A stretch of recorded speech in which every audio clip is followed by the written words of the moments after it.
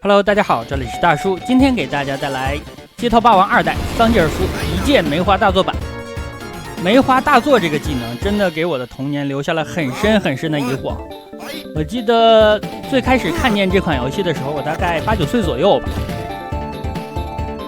而且呢，当时的游戏厅里，街霸这个游戏只有3个按键：轻拳、重拳和重脚。所以说 AI 这些 CPU 使用出来的技能，你很多都没有见过。但是给我留下最深印象的还是梅花大作这招。曾经有长达10年左右的时间，根本不知道确切的出招指令，因为像是在电软等等杂志上，你是可以查到出招表的，但你就是用不出来。那很多高手呢，他们会用，但是你问他们的时候呢，他就跟你说，这个就是摇一圈摇杆。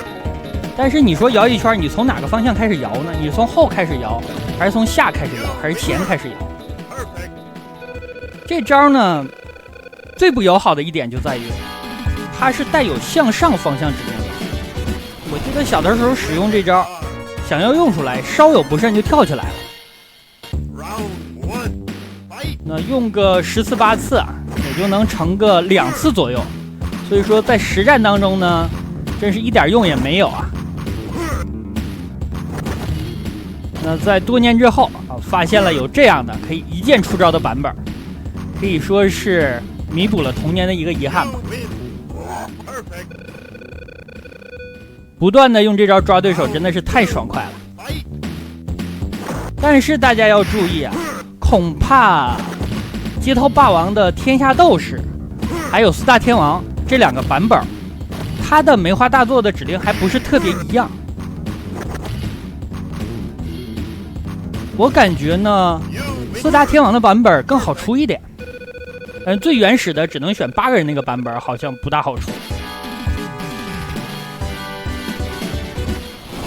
其实街霸这款游戏呢，是我接触的第2批街机游戏了。第1批接触那批包括老虎直升机那种。老虎直升机呢，可能很多小伙伴不太熟悉。那过2天我给大家录制一期，那款游戏呢出品于1985年，可能很多看视频的小伙伴当时还没有出生。一看就是非常老派的街机游戏，难度非常高，判定特别不合理。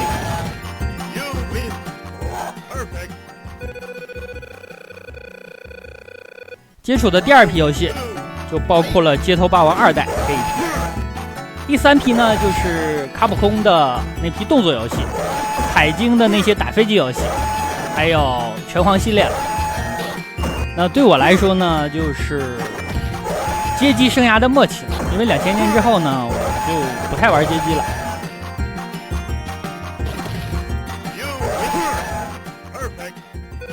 这招抓取的距离非常非常远。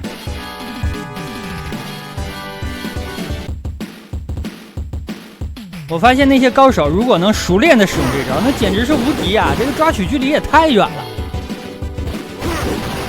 感觉隔着2、3个身位直接就能把人拎过来。满血的话大概4下就抓没了，中间再掺一些拳脚呢，大概3下。这个车不好拆呀，还剩9秒，这就比较快了。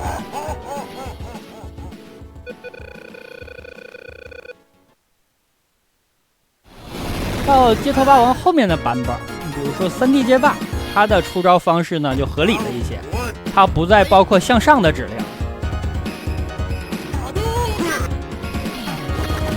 打龙的话呢，需要利用到它的 AI 缺陷。好，做完之后呢，咱们往前推摇杆，这样龙呢，它会贴近板边，贴近板边的话，它起身就是一个波动拳。小的时候玩这款游戏也都是就是靠套路啊，打一个角色一个套路吃到死。我记得我接触这款游戏的时候8、9岁，但是当时那个街机厅里有一个比我还小的，我看他也就5、6岁了。那个街机厅呢，老板有一个木凳啊，专门是给他准备的，因为那个时候的街机都是立式的，你需要站着玩。但是他年纪小嘛，他够不到机台，所以说他只能站着凳子玩。但是他街头霸王的水平真的比那时候我要好很多很多。我第一次看人能把这款游戏打通关，就是看他玩的，5、6岁的小孩。使用的是肯。那时候我真的非常惊讶，不知道他的升龙拳、波动拳怎么用的那么溜。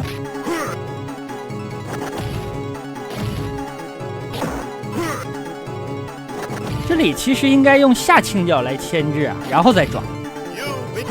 其实这个套路大家应该很熟悉，因为街头霸王早年的版本呢，使用春丽就有类似的套路，用拳头来压对方起身，然后呢再抓。哇，起身砍了我一掌，我这掌吓我一跳啊，太突然了。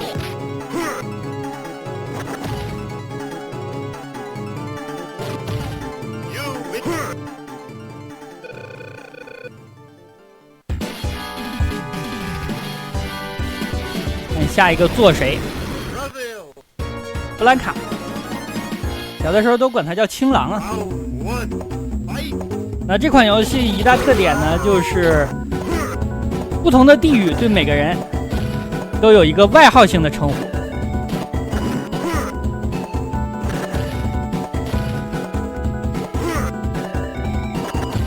但是呢，你在听到他们对一些人物的外号的称呼的时候，你大概就能猜到他说的是谁。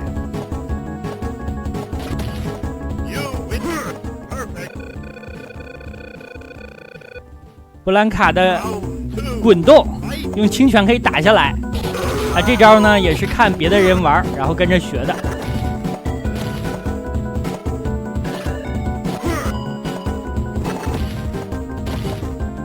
2下就这么多血了。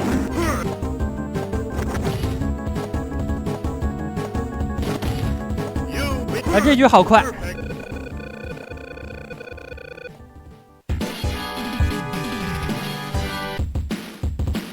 打木桶，打木桶这个奖励是当年我不太爱玩的，因为有一些木桶呢需要打2下，如果在前面出现打2下的还可以，然后到后面木桶的节奏比较密了，你再需要打2下，那基本上就无法全部的打碎了。这个我感觉是要看脸的，每次玩呢遇到需要打2下桶的时间都不大一样。数量甚至都不一样。哦，这次还行，运气比较好吧。打了木桶就应该是打了一半了吧。捕猎。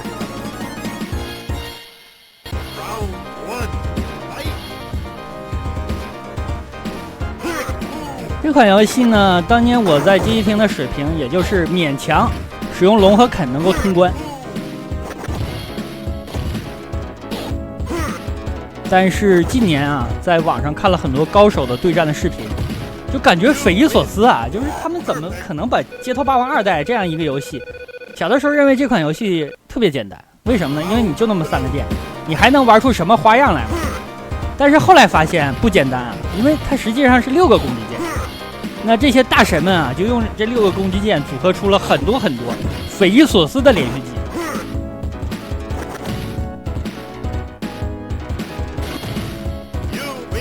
2局带走，这个抓人的距离啊，哎，太爽快了！真的，30年呢第一次这样玩。其实后来接触到降龙版和屠龙改版的时候呢，也使用梅花大作玩过，但是那个游戏机制就完全不一样了，它毕竟不是原版。降龙版和屠龙版呢，使用桑尼尔夫跳到天上，不断的旋风掌，然后飞起来几个屏幕之后，抓敌方的影子，下来一个做。其实节奏非常慢。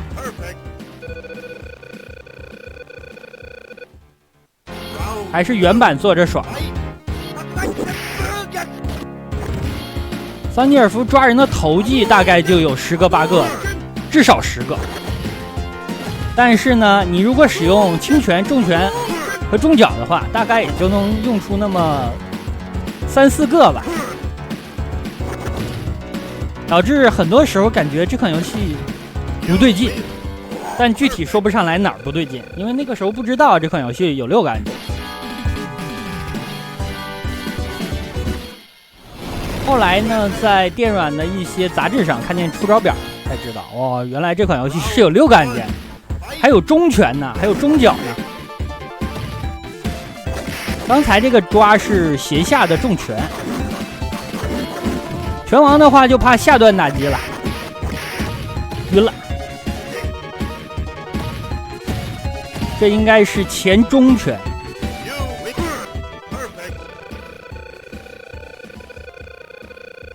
我记得我看过街机时代的一篇文章，他总结过桑尼尔夫的各种抓人的投技都是什么样的，看了真的非常开眼界。就是这些投技呢，你可能都见过，但是你不知道具体的使用方式，你甚至不知道它竟然有这么多种抓人方式，有近10种。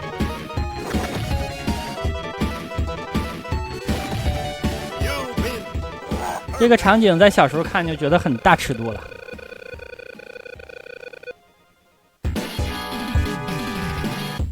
拆油桶，这个关卡呢，使用会升龙的，真的是太爽了。桑尼尔夫这种呢，不太占便宜，还被油桶砸了一下。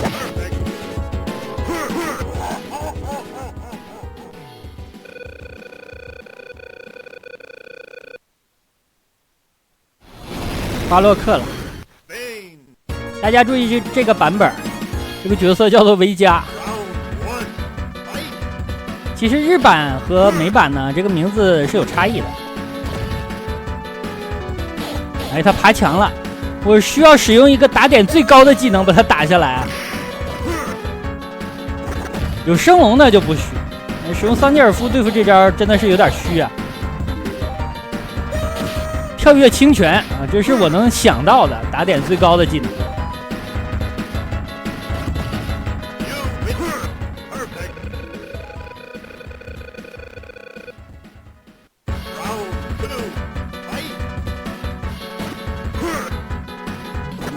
这种一键的梅花大作呢，大概有那么1、2种实现方式吧，我都会在视频的说明里进行详细的描述的。有想体验的小伙伴可以看一下。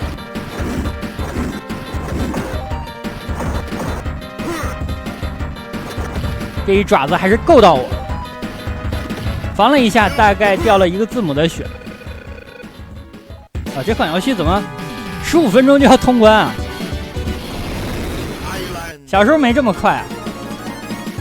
小时候和 AI 呢打得有来有回的，有的时候还要输1、2局，所以说这一局下来，没个近半个小时打不完。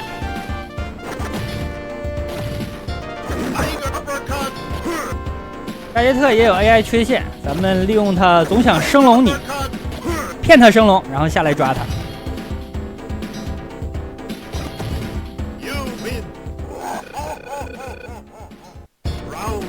他这个升龙打到真是超级疼啊！但是4大天王版本应该这个伤害也修正了。原来的天下斗士版真的吃了这一招，感觉半条命都没。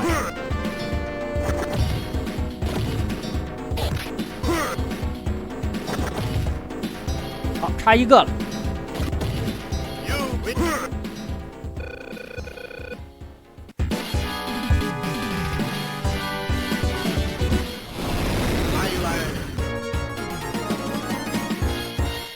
争取多抓他几次吧。好，踢倒，下轻拳，下轻脚也可以。我这下抓的太远了，这个距离非常舒服。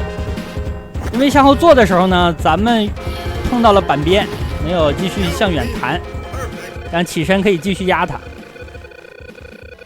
这个分数好高啊！我记得小的时候玩街霸呢，打100万都非常费劲，